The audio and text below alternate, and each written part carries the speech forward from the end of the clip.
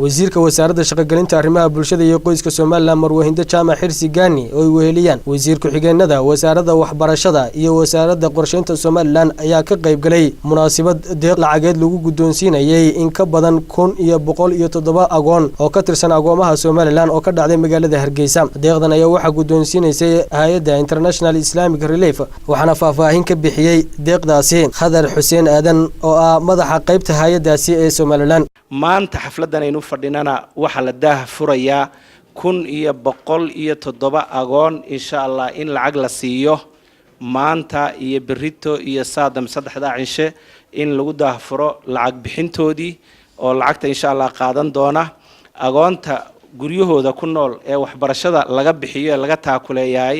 ee ay hay'addu gacanta ku haysaa waa 2,230. ننوه بأنه قد اعتنى دارق إبراهيم oo ka tirsan hay'adda Islamic Relief ayaa waxa uu sheegay inuu ku faraxsan yahay inay caawiyaan agoomaha ku nool Soomaaliland isla markaasina ay mar walba ay garab taagan yihiin sidii u caawin lahaayeen agoomahaasi. sidoo kale iyaguna waxa soo dhaweeyay deeqdan 1,107 agoomaha lagu guddoonsiinayo deeqda lacagta wasiir ku-xigeenada wasaaradda waxbarashada iyo qorsheynta Soomaaliland iyagoo u mahadceliyay hay'adda guddoonsiinaysa lacagtan. qofka hal agoon kafaalad qaada aniga iyo isagu maalinta qiyaamaha sida labadiisa gacan faroodsa u saaray ka haateenkaasaan isku nahay 2,000 oo iyo arday saayidoo iminka goobtan ku sugan waxna ku barata maantana waxay deeq lacageed guddoonsiin doonaan 1,017 qoys ama agoon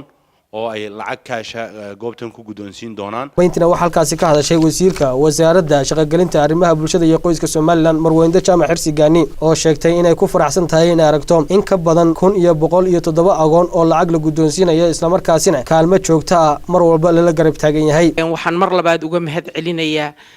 mas'uuliyiintaas inay hawshii aan lahaa ay iga garab qabteen oo iga kaalmeeyeen aad baan uga mahad celinayaa. sidoo kale waxaan uga mahad celinayaa inay agoomahayga baahan